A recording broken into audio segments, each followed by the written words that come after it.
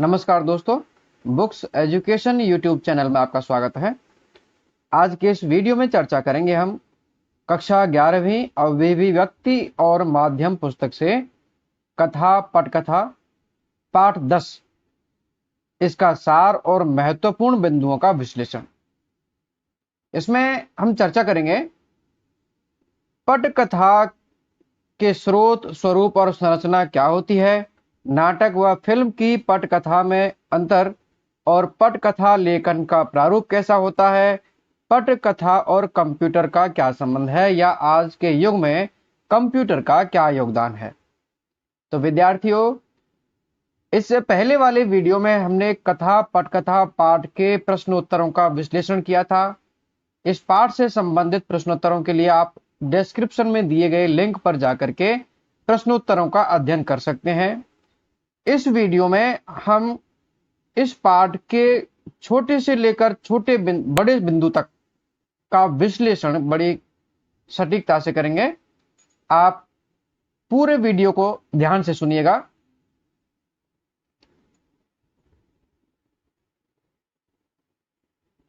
सबसे पहली जो बात है वो है यह है कि कथा और पटकथा दोनों क्या हैं। अब आपने कहानियां तो बहुत सारी सुनी हैं, पढ़ी भी हैं, लेकिन पटकथा ये नाम आपके लिए नया है। देखो, मेरी स्पीड थोड़ी स्लो होगी क्योंकि स्लो स्पीड में थोड़ा ठीक तरह से समझ में आएगा। यदि मैं फास्ट स्पीड रखूंगा तो आपको समझ में थोड़ा कम आएगा। तो कथा पहले समझते हैं, कथा क्या है। कथा का मतलब होता है कहानी। कहानी जो आप सुनते हैं, पढ़ते हैं, वो कहानी होती है। कहानी के मूल में कथानक होता है। आपने कैसे लिखें कहानी, वो चैप्टर भी शायद पढ़ा होगा, नहीं पढ़ा तो आप उसको पढ़ लेंगे, अगली क्लास में पढ़ लेंगे कि कहानी, नाटक और जो काव्य होता है, जो महाकाव्य होते हैं, उन सब के मूल में कथानक होता है, यानी कि जिसको आधार बना करके कहानी आदि जो रचनाएं हैं वो तैयार की जाती हैं। अब जो पटकथा है वो क्या है। अब देखो, कथा जो पटकथा है वो क्या है कि कथा और पट इन दोनों शब्दों से मिलकर बना है। पट का अर्थ होता है पर्दा और कथा का अर्थ होता है कहानी। तो पट कथा का इस तरह से अर्थ हुआ कि पर्दे पर दिखाई जाने वाली कहानी। अब यहां पर्दे का क्या मतलब है। पर्दे का मतलब है टेलीविजन जैसी चीजें और जो आप देखते हैं सिनेमा हॉल में जो आप सिनेमा देखते हैं वो। अब देखो, टीवी पर भी फिल्में दिखाई जाती हैं, सिनेमा पर भी फिल्में दिखाई जाती हैं। टीवी पर एक चीज और दिखाई जाती है जिसे हम धारावाहिक बोलते हैं। धारावाहिक, तो ये जो धारावाहिक है इसमें और फिल्म में अंतर होता है। धारावाहिक क्रम से लंबा होता है। आजकल तो एक नई चीज और आ गई है जिसे हम वेब सीरीज बोलते हैं। तो वेब सीरीज भी इन्हीं पर आधारित होती है। इनका अर्थ समझेंगे अभी कि जो पटकथा है वो क्या है। असल में कि पर्दे पर दिखाई जाने वाली कहानी है। यानी कहानी तो वह है ही जो आप पढ़ते हैं, जो आप सुनते हैं, लेकिन ये जो पटकथा है वो ऐसी है, इसको हम वैसे नहीं सुनाएंगे, ना वैसे इसको किताब में पढ़ेंगे। आपने अब तक के किताबों में पटकथाएं नहीं पढ़ी होंगी, केवल कहानियां पढ़ी हैं। क्यों पढ़ी हैं? क्योंकि जो पटकथा है वो केवल पर्दे पर दिखाने के लिए ही कहानियां बनाई जाती हैं। पहले वो कहानी लिखी जाती है, उस कहानी के आधार पर ही फिल्म की और नाटकों की शूटिंग होती है जो टीवी और आप सिनेमा हॉल पर देखते हैं। अब पर्दा का जो है वो पर्दा चाहे छोटा हो या बड़ा हो, छोटा पर्दा जो होता है उसको हम टीवी बोलते हैं और बड़ा पर्दा जो होता है उसको हम सिनेमा बोलते हैं। तब आप ये भी सुनते होंगे, अखबारों में पढ़ते होंगे कि छोटे पर्दे का कलाकार है या बड़े पर्दे का कलाकार है। तो उनमें यही अंतर है, छोटा पर्दा टीवी को कहा जाता है, बड़ा पर्दा सिनेमा को कहा जाता है। अब जो पटकथा है इसको हम अंग्रेजी में क्या कहते हैं? अंग्रेजी में हम इसको स्क्रीन प्ले कहते हैं, यानी स्क्रीन पर प्ले कर किया जाने वाला स्क्रीन प्ले। अब हम इसको एक थोड़ा सा सार और देख लेते हैं इसका कि पटकथा का एक समूचा अर्थ या समूचा स्वरूप क्या हो जाएगा। तो अब इसको इस तरह से समझिए कि जो आप फिल्म देख रहे हैं, उस फिल्म में माना कि आप सनी देओल की कोई फिल्म देख रहे हैं और वो फिल्म है घातक या घायल या गदर या माँ तुझे सलाम, कोई भी फिल्म है। तो जो फिल्म बनाने वाला निर्माता है वो क्या करता है, वो सबसे पहले एक पटकथा लेता है। अब पटकथा कहां से लेता है, जो पटकथा है वो पटकथा का लेखक लिखता है। जैसे कहानी के लेखक होते हैं ऐसे पटकथा के भी लेखक होते हैं। तो वो पटकथा लेखक लिखता है और उस पटकथा को आधार बना करके ही फिल्म की सारी तैयारियां होती हैं कि शूटिंग कहाँ होगी, कैसे होगी, उसमें दृश्य कैसे होंगे, उसमें एक्शन कैसा होगा, गाने कैसे होंगे, मंच की जो डेकोरेशन है, जो सजावट है वो कैसी होगी। तो ये सारी जो चीजें हैं वो पटकथा के अंतर्गत ही बताई जाती हैं। अब देखिए आगे कि जो सिनेमा और टेलीविजन है, दोनों ही माध्यमों के लिए बनने वाली फिल्मों, धारावाहिकों आदि का मूल आधार पटकथा ही होती है। कहने का मतलब है कि पटकथा के बिना इन दोनों का निर्माण बिल्कुल असंभव है। इन दोनों के निर्माण में पटकथा ही मूल भूमिका निभाती है। अब पटकथा के अनुसार ही सारे काम होते हैं कि जो निर्देशक है वो क्या करता है, शूटिंग की योजना बनाता है कि फिल्म कब बनानी है, कहां बनानी है, उसमें दुबई का सीन लेना है कि अमेरिका का सीन लेना है कि दिल्ली का है, मुंबई का है, किसी ग्रामीण देहात का। अभिनेताओं को भूमिका यानी कि जो उनका रोल है वो कैसा रहेगा, उसमें किस किस का चयन किया जाएगा, वो सब किसमें इसमें है। संवाद की जानकारी मिलती है, किस अभिनेता को, किस खलनायक को, किस हीरोइन को क्या बोलना है, कब बोलना है, वो सारे संवाद की जानकारी भी पटकथा में ही होती है। कैमरामैन को कैसे कैमरे से शूटिंग करनी है, दृश्य कैसे लेने हैं। यानी जब कहीं भी आपने देखा होगा कि आसमान के तरफ दृश्य आता है, कभी आपने देखा होगा कि उल्टा दृश्य आता है, कभी कैमरे से हम टेढ़ा दृश्य लेते हैं, कभी बिल्कुल चेहरा चेहरा दिखता है, कभी आपने देखा होगा जो खलनायक होता है या नायक होता है उसकी केवल आंखें आंखें दिखाई देती हैं और कभी वो बिल्कुल पूरा दिखाई देता है। तो कैमरामैन को भी सारी चीजें पटकथा से ही मिलती हैं। जो तकनीशियन है, सहायक है आदि सबको महत्वपूर्ण सूचनाएं इसी से मिलती हैं। यानी पर कहने का मतलब है कि पटकथा ही फिल्म का मूल आधार है कि फिल्म को किस तरह से तैयार किया जाना है, वो सारी चीजें पटकथा में ही लिखी होती हैं। अब कहानी में ये चीजें नहीं लिखी होती हैं। अभी हम आएंगे कि कथा और पटकथा दोनों में क्या अंतर होता है, क्योंकि कहानी तो आप किताब में पढ़ते हैं, उसमें तो आपने नहीं देखा होगा कि इसकी दृश्य कैसा होगा, कि जो नायक है, जो हीरोइन है और नायिका है, वो किस किस तरह से संवाद बोलेंगे या रोल करेंगे, वो चीजें इसमें तो नहीं लिखी होती। उसमें तो एक पात्र होते हैं और वो उनकी घटनाएं घटती चली जाती हैं, लेखक उनके बारे में बताता चला जाता है, वो कहानी होती है। लेकिन पटकथा कहानी से थोड़ी अलग होती है।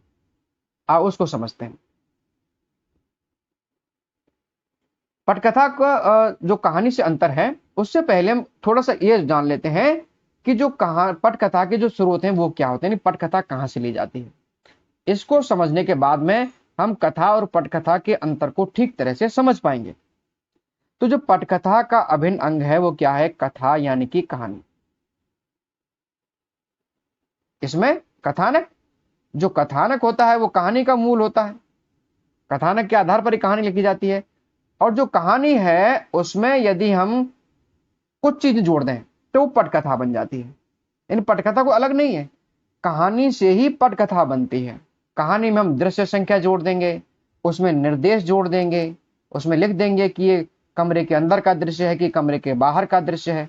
हम उसमें लिख देंगे कि इसको कौन बोल रहा है, वो उसकी दिशा किधर है, वो किस तरफ उसने मुंह किया हुआ है। ये सारी चीजें कथा से पटकथा को अलग बनाती हैं। अब जो कथा है वो कहां से मिलती है पटकथा के लिए। देखो, जिस तरह से लेखक अपनी कल्पना से, अपने जगह जगह की घटनाओं से है और कुछ अपने जीवन से ऐसी चीजें लेता है जिनसे वो कहानियां लिखता है, ठीक वही स्रोत इस पटकथा के भी होते हैं। अखबार में छपा कोई भी समाचार पटकथा का स्रोत हो सकता है। आपने देखा होगा कि जब अखबारों में पढ़ते हैं, जैसी घटनाएं पढ़ते हैं, उन घटनाओं पर आधारित बहुत सारी फिल्में आ चुकी हैं। हमारी कल्पना शक्ति से उपजी कोई कहानी, मतलब लेखक चाहे कितनी भी रचनाएं कर सकता है, कितनी भी कहानियां और पटकथाएं लिख सकता है, उसका स्रोत ले सकता है। तो हमारे आसपास की जिंदगी में घटी कोई घटना, हम कभी कभी अपने आसपास की घटना से इतने प्रेरित हो जाते हैं कि हमारा मन करता है कि हम इस घटना पर बोलें या लिखें। तो कुछ लेखक उस पर कहानी लिखते हैं, जो फिल्मकार हैं वो उस कहानी को पटकथा में बदलवा देते हैं और उस पर फिल्म में बना देते हैं। जैसे मांझी है, दशरथ मांझी की फिल्म जो थी, मांझी के जीवन पर आधारित फिल्म थी। तो लेखक को लगा कि इसके जीवन पर आधारित फिल्म बनानी चाहिए, तो उन्होंने उसके जीवन को दिखाया। सचिन तेंदुलकर पर फिल्म बनाई गई है, मनमोहन सिंह जो प्रधानमंत्री रहे हैं उन पर फिल्म बनाई गई है, और जो महेंद्र सिंह धोनी है उन पर फिल्म बनाई गई। बहुत सारी फिल्में हैं ऐसी जो दूसरों की जिंदगियों पर बनाई गई हैं। लेखक अपनी जिंदगी से संबंधित भी कहानियां लिखता है। ऐतिहासिक घटना या किस्सा या कोई व्यक्तित्व यानी इतिहास से संबंधित, जैसे आपने बाहुबली फिल्म देखी है, वो किसी इतिहास की कोई असली कहानी नहीं है। उन्होंने राजाओं से एक प्रखर व्यक्तित्व लिया है कि राजा इस तरह का होता होगा, उनमें इस तरह की कुटिल चालें चलती होंगी, युद्ध इस तरह का होता होगा। तो बाहुबली के जो व्यक्तित्व है उसको निखार करके उसमें दिखाया गया है। तो व्यक्तित्व पर आधारित कहानियां भी होती हैं जो जिनसे फिल्में बनती हैं।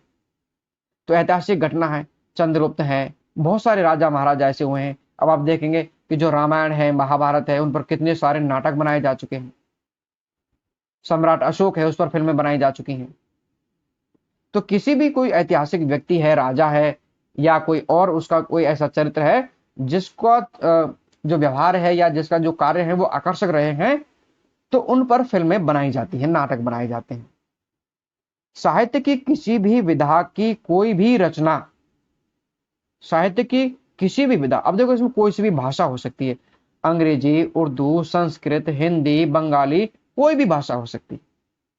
किसी भी भाषा की कोई भी रचना हो सकती है और उसी रचना पर पटकथा बनाई जा सकती है। जैसे हिंदी की बहुत सारी रचनाएं ऐसी हैं जिनको आधार बना करके फिल्में बनाई गई हैं। इस पर हम चर्चा भी आगे करेंगे। अन्य इनके अलावा और भी अन्य स्रोत हो सकते हैं जहां से लेखक अपनी कल्पना के अनुसार कहानियों का चयन करता है। अब देखो, ये फिल्मों पर आधारित जो फिल्में हैं वो रचनाओं पर आधारित हैं। देवदास उपन्यास है शरद चंद्र का, बांग्ला भाषा में लिखा गया, और इस पर देवदास फिल्म बनी, और अब तक 3 फिल्में बन चुकी हैं देवदास के नाम से। 3 फिल्में बन चुकी, इतना बढ़िया उपन्यास है। पिंजर उपन्यास है अमृता प्रीतम का, इस पर गदर एक प्रेम कथा, यानी कि जो सनी देओल की फिल्म है गदर, वो फिल्म बनी है इस पर। चंद्रकांता उपन्यास है देवकीनंदन खत्री का, चंद्रकांता धारावाहिक बना जो अपने समय में बहुत ही प्रसिद्ध धारावाहिक रहा है। और इस जो उपन्यास है इसको पढ़ने के लिए तो जो विदेशी भाषा के थे या जो दूसरी भाषाएं बोलते थे, जो बांग्ला भाषा बोलते हैं या दक्षिण में कर्नाटक या तमिल है वो बोलते हैं, उन्होंने हिंदी भाषा को सीखा क्योंकि हिंदी भाषा में लिखा हुआ था। रामचरितमानस और रामायण, इस पर तो बहुत सारी धारावाहिक और बहुत सारी फिल्में बनाई जा चुकी हैं, आप गिनती भी नहीं कर सकते। रामायण में राम पर आधारित है ना जो प्रसंग हैं, एक एक प्रसंग पर कई कई एपिसोड के नाटक बनाए गए हैं। महाभारत है, महाभारत पर बहुत सारे धारावाहिक बन चुके हैं, फिल्में भी बन चुकी हैं। अंग्रेजी में हैरी पॉटर सीरीज आपने सुना होगा, जो हैरी पॉटर है, स्पाइडरमैन है, ये जो चीजें हैं ये उपन्यासों पर और उनकी रचनाओं पर आधारित है। जो प्रसिद्ध रचनाएं होती हैं उन पर फिल्में बना लिया करते हैं, नाटक बना लिया करते हैं। मुंशी प्रेमचंद के बहुत सारे उपन्यासों पर, कहानियों पर फिल्में नाटक बनाए जा चुके हैं। भीष्म सहानी है, तमस, उनके उपन्यास पर आधारित फिल्में बनाई जा चुकी हैं। तो इस तरह से जो उनके स्रोत होते हैं, जो साहित्य की विधाएं हैं वो भी हो सकती हैं। अब आते हैं पटकथा की संरचना पर। देखो, हमने बताया था कि हम कथा और पटकथा में अंतर स्पष्ट करेंगे, वो हम करेंगे अभी। पहले पटकथा को समझ लें, फिर इसका हम कथा से अंतर स्पष्ट करेंगे। अब पटकथा की जो संरचना है वो लगभग नाटक से मिलती है। जो नाटक है, क्योंकि नाटक भी मंच पर दिखाया जाता है और फिल्म भी एक तरह से सिनेमा और टेलीविजन के मंच पर दिखाई जाती है। अंतर यह होता है कि नाटक जो होता है वो लाइव होता है, फिल्म वो होती है वो रिकॉर्ड होती है। पहले से उसको रिकॉर्ड कर लेते हैं, उसमें काट छांट करते हैं, फिक्स करते हैं उसको, उसके बाद दिखाई जाती है। तो उसका अंतर भी समझेंगे। तो जो पटकथा की संरचना है उसमें ठीक नाटक और कहानी की तरह सब कुछ होता है। उसमें पात्र होते हैं, कथानक होता है, दृश्य होते हैं, घटना स्थल होता है, क्योंकि जो नायक और खलनायक आदि तरह के जो पात्र होते हैं वो भी सब होते हैं। ऐसे नाटक में होते हैं और ऐसे ही पटकथा में भी होते हैं। ठीक उसी तरह से होता है। अब इसकी जो संरचना है, यानी कि इसको कैसे लिखा जाता है, वो हम बाद में देखेंगे। अभी अब आते हैं हम कथा और पटकथा में क्या अंतर है, जो इसकी हम चर्चा अभी कर रहे थे कि जो कहानी है और जो पट कहानी यानी जो पटकथा है, उन दोनों में क्या अंतर हो सकता है। क्योंकि जो पटकथा है वो कहानी से बनाई जाती है, तो जो कथा है उसमें गद्य होता है, आप गद्य में कहानियां पढ़ते हैं। जबकि जो पटकथा है उसमें संवाद होते हैं, मुख्य रूप से संवाद होते हैं। संवाद के अलावा उसमें केवल निर्देश होते हैं, गद्य उसमें अलग से नहीं होता है कि जिसमें लेखक ही बोल करके सब कुछ बता रहा हो पात्र के बारे में, ऐसा नहीं होता है। उसमें सब कुछ संवादों के माध्यम से होता है। जो आप हीरो हीरोइन नायक खलनायक जो बोलते हैं उसको हम संवाद बोलते हैं। अब कथा में पात्र के बारे में लेखक बताता है, कहानी जो होती है उसमें पात्र के बारे में लेखक बताता चलता है कि जैसे हामिद है, हामिद के जेब में 3 पैसे हैं, वो चिमटा खरीदता है, वो अपने दोस्तों से ऐसे ऐसे बात करता है। तो सारी चीजें मुंशी प्रेमचंद बताता है कि जो लेखक है वो बताता है। लेकिन जो पटकथा है उसमें पात्र के चरित्र का विश्लेषण होता है। किससे होता है? वो संवादों के माध्यम से होता है। संवादों के माध्यम से पात्र के बारे में पता चल जाता है कि ये नायक है या खलनायक है, ये अच्छा व्यक्ति है या खराब व्यक्ति है। इस तरह से कथा में अंक होते हैं, अंक 1 2 3 आपने ईदगाह कहानी में भी पढ़े हैं। जबकि पटकथा में दृश्य होते हैं, दृश्य संख्या 1 2 3 4 5 10 20 100। यानी एक पटकथा, यानी एक फिल्म में आपने देखा होगा 100 सैकड़ों हजारों दृश्य होते हैं। कभी कमरे का दृश्य है, कभी बाहर का दृश्य है, कभी बाथरूम का दृश्य है, कभी बाजार का दृश्य है, कभी गाड़ी में बैठे हुए का दृश्य है, कभी फोन पर बात करते हुए का दृश्य है। तो उसमें इस तरह से हजारों, कितने हजारों दृश्य हो सकते हैं, कोई गिनती नहीं है। कहां जो कथा है उसमें ऐसा नहीं होता, उसमें केवल गिने चुने ही अंक होते हैं और दृश्य होते हैं। पटकथा में दृश्य संख्या, घटना स्थल, सेट सज्जा, निर्देश सब वर्णित होते हैं। ये सब उसमें लिखा जाता है पटकथा में कि भैया इसमें दृश्य संख्या कितनी होगी, यानी कि 1 है, दृश्य संख्या 2 है, 3 है, कितनी है। घटना स्थल क्या होगा कि वो कमरा है, रेलवे स्टेशन है, बाजार है, सब्जी मंडी है, या स्कूल का दृश्य है, या हवाई जहाज का दृश्य है, वो सब कुछ उसमें लिखा होता है। सेट सज्जा कैसी होगी, कैसे पर्दे लगेंगे, लाइटिंग की व्यवस्था होगी, अंधेरे का होगा या प्रकाश का दृश्य होगा। और निर्देश कैसे कैसे उसको फिल्माया जाना है, उसको पूरा करना है सीन को, वो सब कुछ इसमें लिखा होता है। जबकि कहानी में ये सारी चीजें नहीं होती हैं, क्योंकि कहानी को केवल पढ़ना और सुनना होता है। अगला है नाटक और पटकथा दोनों की संरचना में अंतर होता है। क्या अंतर होता है? अब देखो बच्चों, हमने जो वीडियो बनाया है प्रश्नोत्तर का, उस प्रश्नोत्तर वाले वीडियो में भी हमने प्रश्न और उत्तरों को बहुत अच्छी तरह से समझाया है। आप प्रश्नों के माध्यम से आप वहां भी पाठ को समझ सकते हैं। देखो बच्चों, जो हम वीडियो बना रहे हैं, ये वीडियो आप अपने जो साथी हैं उनको शेयर जरूर करें, क्योंकि हो सकता है उनको इन वीडियोस के बारे में ना पता हो कि बुक्स एजुकेशन चैनल पर इस तरह के वीडियो उपलब्ध हैं। अब आगे की जो वीडियो है उसको पूरा देखें, और देखने से पहले जो नीचे लाइक का बटन है उसको लाइक जरूर कर दें, क्योंकि आपका जो लाइक है वो हमारे वीडियो को प्रभावी बनाता है, दूसरों के लिए इसको अच्छा बनाता है। अब देखो क्या अंतर होता है कि मंच के नाटक और फिल्म की पटकथा में निम्नलिखित अंतर होते हैं। क्या क्या अंतर होते हैं? सबसे पहला जो अंतर है वो होता है दृश्य की लंबाई का, कि जो दृश्य होते हैं वो नाटक में थोड़े लंबे होते हैं, फिल्म में शॉर्ट होते हैं, बिल्कुल छोटे छोटे होते हैं। यदि नाटक के दृश्यों की तरह लंबे लंबे फिल्म में दृश्य बना दिए जाएं तो पता नहीं कि जो फिल्म है वो नाटक बन जाएगी और उसमें कोई आनंद वाली चीज नहीं रहेगी। उसमें क्या होगा कि जो दर्शक हैं वो बोर होने लगेंगे। जैसे मान के चलो कि कहीं बातचीत का दृश्य है और उसको इतना लंबा खींच दें कि 15 मिनट का एक ही सीन हो गया, तो गड़बड़ हो जाएगी। तो जो फिल्म में दृश्य होते हैं वो छोटे छोटे होते हैं और जो नाटक में दृश्य होते हैं वो अक्सर लंबे होते हैं। घटना स्थल, ये दूसरा अंतर है कि नाटक में घटना स्थल आमतौर पर सीमित होते हैं, क्योंकि नाटक एक ही मंच पर प्ले होता है। अब एक मंच पर कितने सारे घटना स्थल बनाए जा सकते हैं? गिने चुने बनाए जा सकते हैं, 2 4 6, इससे ज्यादा नहीं। जबकि फिल्म में कोई सीमा नहीं है, हर एक दृश्य किसी नए स्थान पर घटित हो सकता है। आपने देखा होगा कि जब कोई रोड एक्सीडेंट का दृश्य दिखाया जाता है तो कभी कार के अंदर का दृश्य दिखाते हैं, कभी बाहर के दृश्य दिखाते हैं, कभी सड़क पर घूमते हुए और जो वाहन है उनका दृश्य दिखाते हैं, इधर उधर से जो डर करके नागरिक भागते हैं, लोग भागते हैं, उनका दृश्य दिखाते हैं। फिर एकदम से जो कार है वो खाई में गिर जाती है, फिर लुढ़कता हुआ जो उसमें बैठा हुआ उसको दिखाते हैं। तो तमाम दृश्य बदल जाते हैं, कभी कार का दृश्य, सड़क का दृश्य, फिर खाई का दृश्य, फिर कार का दृश्य। तो इस तरह से एक ही बार में कई दृश्य बदल जाते हैं। नंबर तीसरा है अभिनय का, कि जो कहानी है उसमें अभिनय तो होता नहीं है। नाटक में जो अभिनय होता है, लेकिन जो अभिनय है वो क्या होता है कि वो जीवंत दर्शकों के सामने अपनी कला का जीवंत प्रदर्शन करते हैं। नाटक होता है उसमें लाइव होता है, बिल्कुल आपके सामने कलाकार लाइव होकर के दिखाते हैं, अभिनय करते हैं, लाइव संवाद बोलते हैं। लेकिन जो सिनेमा है, जो पटकथा, उसमें क्या होता है, रिकॉर्डेड छवियां और ध्वनियां होती हैं। पहले से ही उसमें सीन को रिकॉर्ड किया जाता है, गानों को, आवाज को, सबको रिकॉर्ड किया जाता है। तो ये इसमें अंतर है। नाटक का कार्य व्यापार एक ही मंच पर एक ही निश्चित समय में घटित होता है, 2 घंटे में, 3 घंटे में। जबकि फिल्मों में 2 दिन से लेकर 2 साल 3 साल तक की अवधि में शूटिंग की जा सकती है।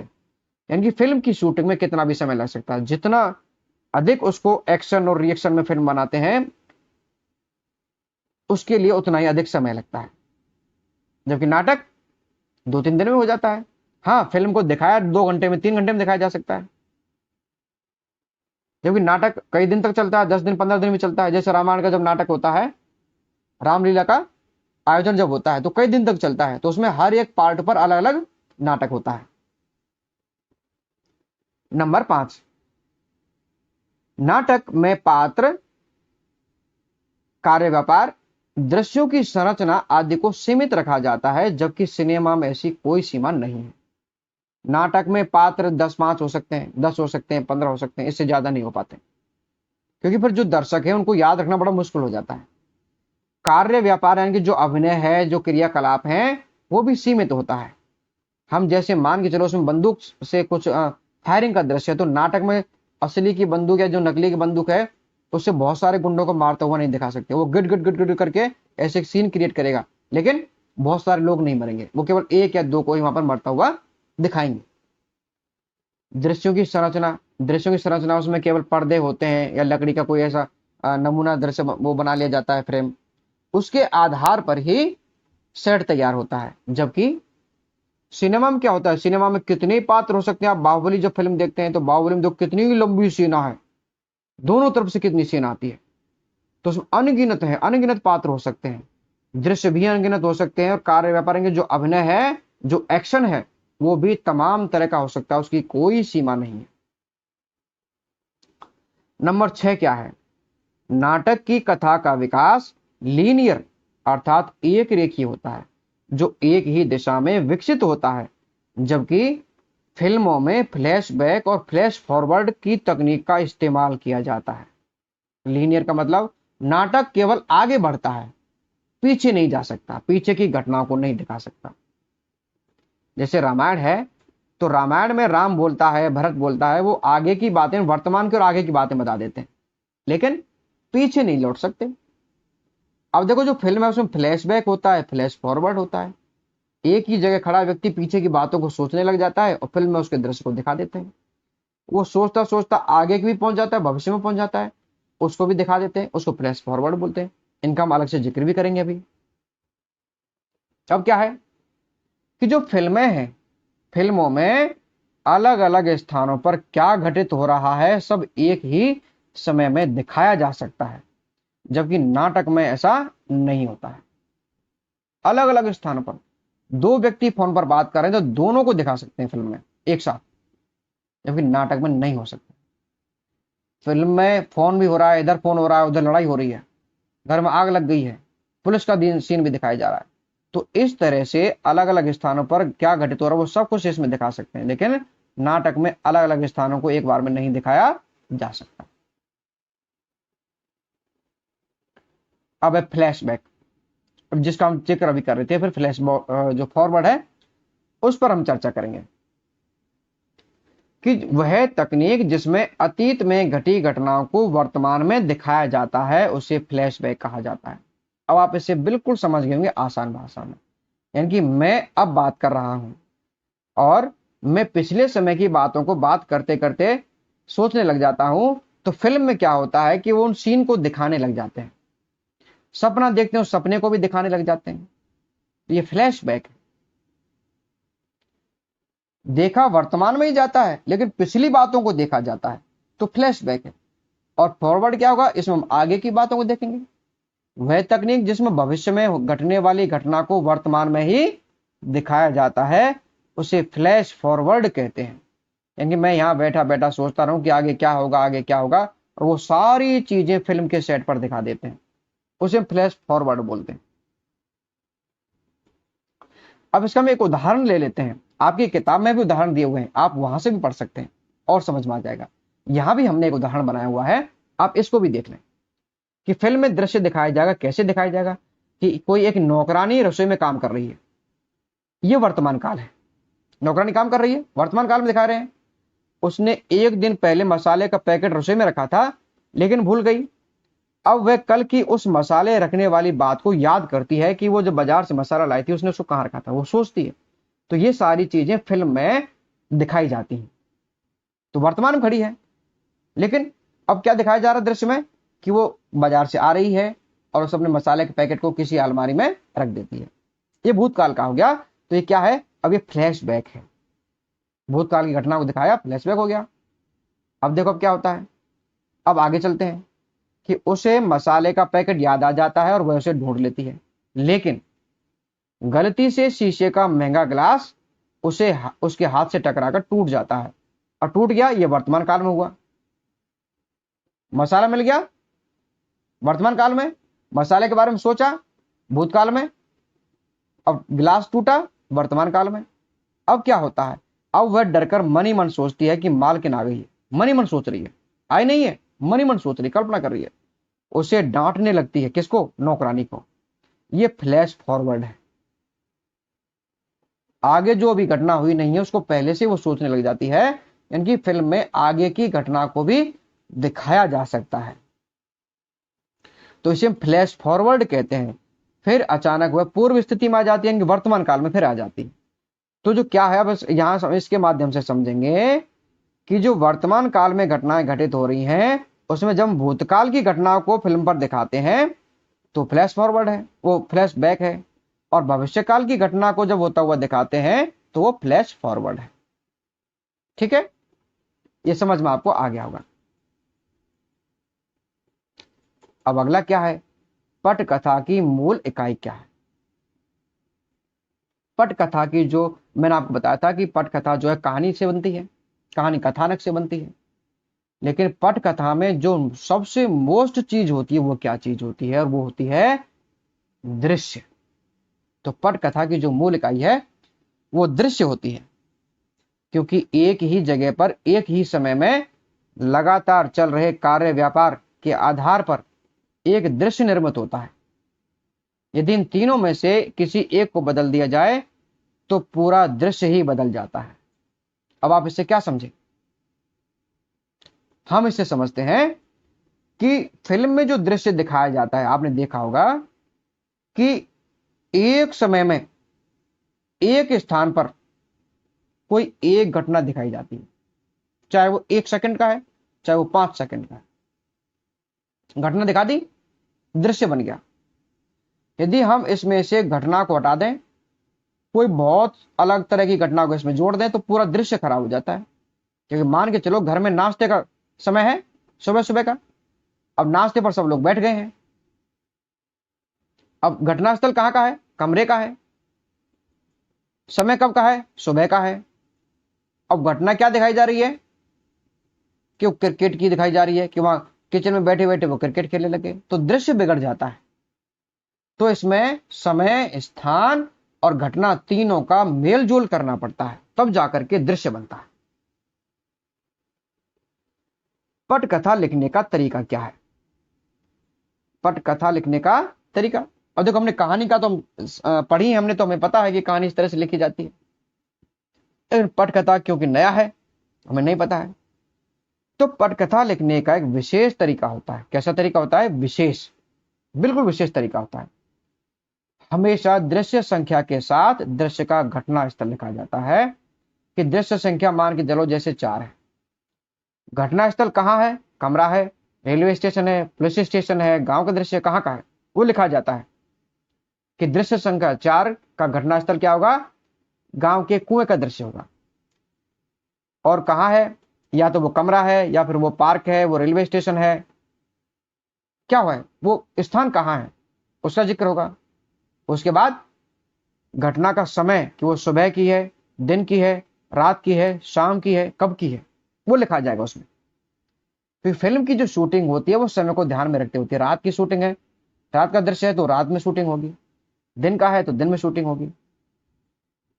घटना खुले में घट रही है या बाहर, यह लिखा जाता है कि घटना उस कमरे के या स्टेशन के अंदर है या बाहर है, यह भी उसमें लिखा जाता है। यहां तक का ऐसा ना हो कि रेलवे की पटरी का दृश्य लेना है, लेकिन क्या कर दिया आपने, लेने कहा रेलवे प्लेटफार्म का, तो पटकथा नहीं होगी, दृश्य नहीं बन पाएगा। भीतर और बाहर के लिए अंग्रेजी के शब्द इंटीरियर और एक्सटीरियर के शुरुआती 3 अक्षर होते हैं। कौन से? INT और EXT, इनका प्रयोग होता है। इंटीरियर के लिए INT, एक्सटीरियर के लिए EXT। इंटीरियर का मतलब अंदर, एक्सटीरियर का मतलब बाहर, इनका प्रयोग होता है। और ये जो तरीका है ये अंतरराष्ट्रीय स्तर पर मान्य तरीका है, यानी पूरे विश्व में इसी तरीके को मान्यता मिल चुकी है। अब देखो, ये हमने आपकी किताब से स्क्रीनशॉट लेकर के एक दृश्य देखा है।